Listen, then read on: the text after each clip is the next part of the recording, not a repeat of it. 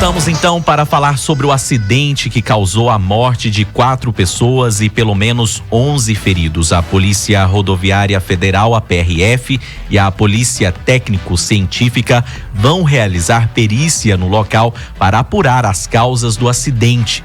E para mais detalhes dessa investigação, nós vamos conversar agora com Leandro Carneiro, que é chefe da 10ª Coordenação da Polícia Técnico-Científica em Anápolis. Ele esteve no local do acidente coordenando os trabalhos. Oi, Leandro, bom dia para você, seja bem-vindo ao Manhã Bandeirantes. Não está conectado não? Daqui a pouquinho então nós vamos falar com o Leandro para saber, mais detalhes sobre esse acidente que deixou, várias pessoas feridas, que assustou quem passa por ali, quem passava ali no momento do acidente, uma cena de terror. O Leandro Carneiro, que é chefe da 10ª Coordenação da Polícia Técnico-Científica em Anápolis, já está conectado com a gente agora. Oi, Leandro, bom dia para você, seja bem-vindo ao Manhã Bandeirantes. Bom dia, Léo. Tudo bem, é uma honra poder falar com vocês aí. Leandro, o que o senhor observou no local que chamou a atenção nesse acidente? Em primeiro lugar é lamentar, pela tragédia, porque o que nós vemos ali foi uma cena de uma grande tragédia, podemos perceber ali. Então, uma cena de guerra, parecendo uma cena de guerra, muitos carros destruídos, infelizmente, uma tragédia que aconteceu aqui na região. Em casos como esse, quando a polícia técnico-científica, a técnica científica, ela chega a esses locais, de acidente, assim, qual é o trabalho inicial ali? O que vocês levantam quando chegam ali num local em uma cena como essa? Então, até uma excelente pergunta. Até gostaria de aproveitar o espaço para enaltecer o trabalho da equipe de Anápolis.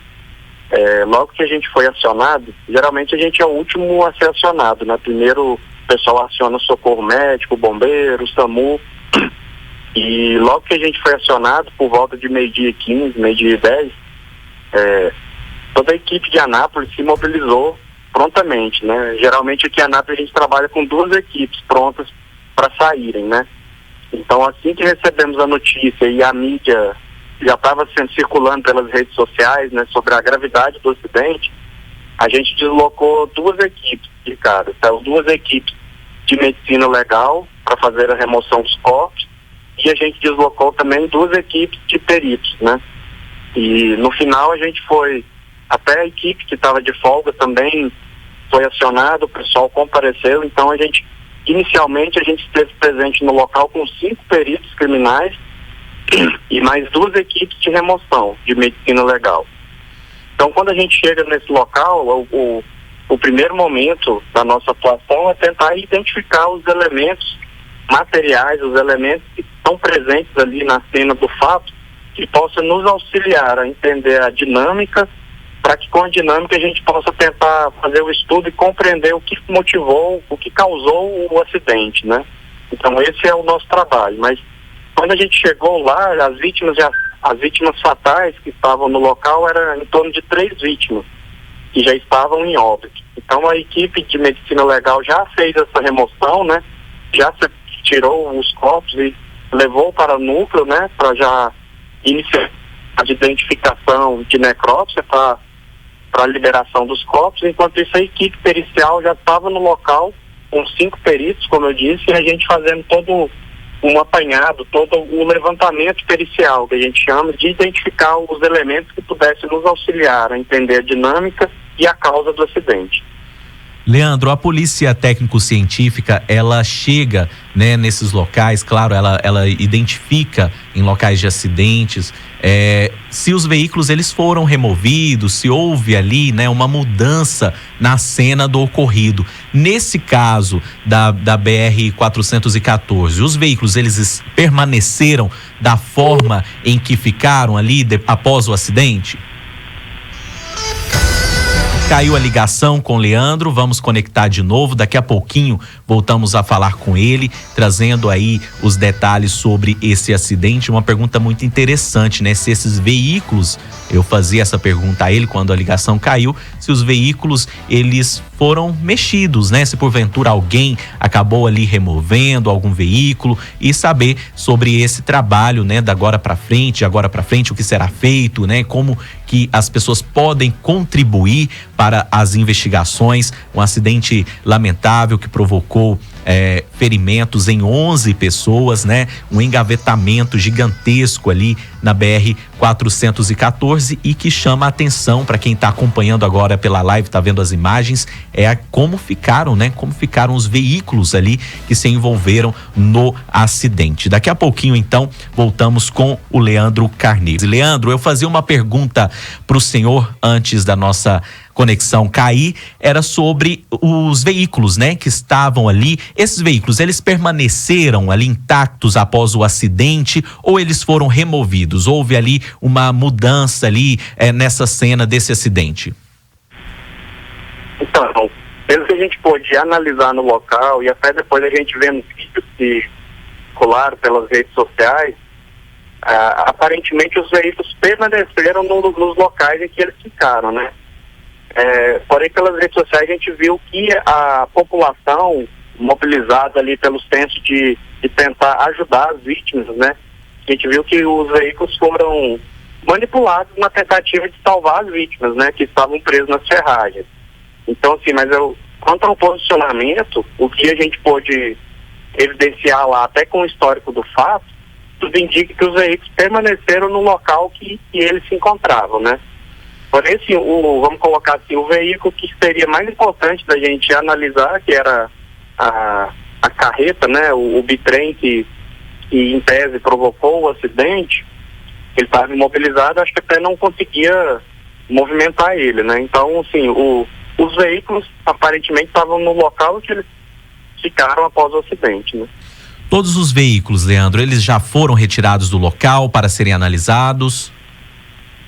Então, a gente faz a perícia dos veículos envolvidos, a gente fez lá no local mesmo, né? A identificação de todos os veículos e os danos que cada um sofreu. E até onde a gente teve ciência, a gente saiu do local por volta de 16h30, 17 horas. A concessionária, junto com a PRF, já dando a retirada desses veículos. Porém, a gente solicitou, né, que a carreta, o bitrem que provocou o acidente, em tese, que ele fosse preservado para que a gente possa fazer mais exames nele, né? Uma equipe de engenharia vai vir para a gente analisar o sistema de frenagem do veículo, então a gente vai precisar retornar para fazer mais exames, né, nesse veículo. Leandro, nós falamos sobre os veículos e a questão da rodovia. O que será investigado? A sinalização, se essa rodovia ela é apropriada para o tráfego de caminhões, de veículos, o que será apurado ali, investigado com relação à rodovia, até mesmo como uma forma de segurança a esses envolvidos, para que eles possam buscar, né, claro, os seus direitos, né, uma rodovia pedagiada. O que vocês vão fazer, então, no intuito de sinalização? O que será apurado com relação à rodovia? Então, ontem a equipe da Polícia Civil esteve presente também no local, né, que é quem assume as investigações, né, quem preside o inquérito.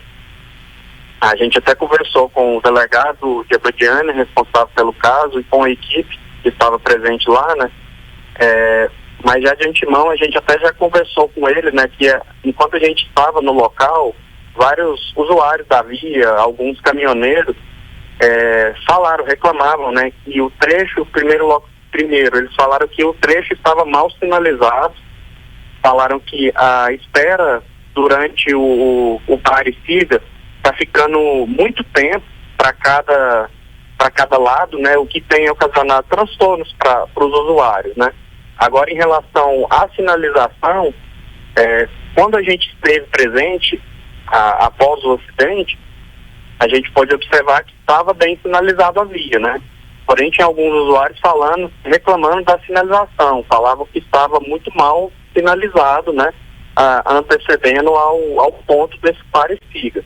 E outro fator também é que até nas redes sociais a gente pôde verificar um vídeo de um caminhoneiro, né, relatando sobre o risco do local em que foi colocado esse ponto de parada, né, que é o trecho que antecede ao local do acidente.